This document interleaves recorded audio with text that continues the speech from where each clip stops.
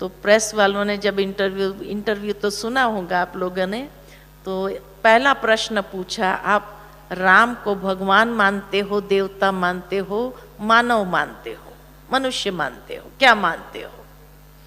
तो मैंने बाबा को याद किया कि मालूम तो था नहीं क्या प्रश्न पूछने वाले हैं, कि जो तैयारी करके जाए।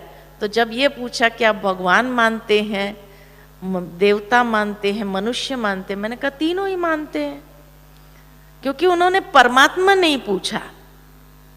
परमात्मा पूछते थे तो हमको थोड़ा दिक्कत होती थी, लेकिन बाबा तो कहते तुम सब मास्टर भगवान हो। जब हमें बाबा मास्टर भगवान कहते तो भगवान तो है ही है।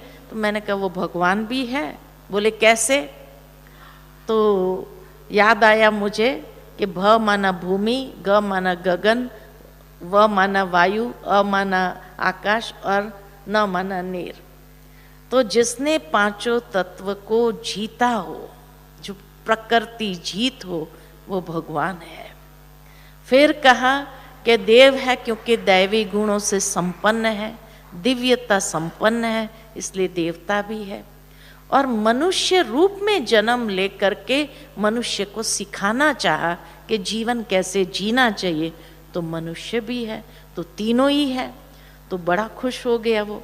फिर उसके बाद उसने कहा कि हमने सुना है कि ब्रह्मा कुमारी सनातन धर्म को नहीं मानती है। मैंने कहा ये बैज देखा है? इस बैज के ऊपर कौन दिखाई देता है आपको? लक्ष्मी नारायण है, राधे कृष्ण है, और लक्ष्मी नारायण तो सनातन धर्म का प्रतीक है, राधे कृष्ण तो सनातन धर्म के ही प्रतीक है।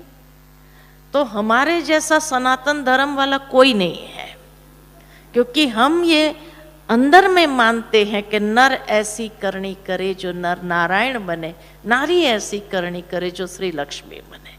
तो हमारे जैसा सनातन कोई नहीं है।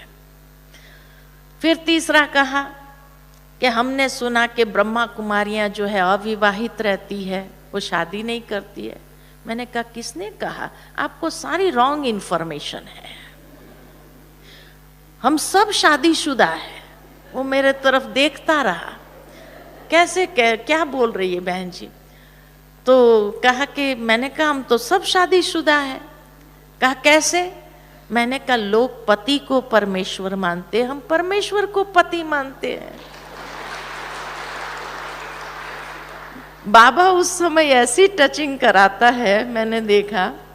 तो जो है पता नहीं, फिर बाद में उसने सुनाया कि मेरे परिवार वाले भी बीके हैं। वो इंटरव्यू लेने वाला कहता है मेरा परिवार वाले भी बीके हैं, तो इसीलिए आप माइंड नहीं करना, मैंने जो आपको प्रश्न पूछा। मैंने कहा कोई बात नहीं। फिर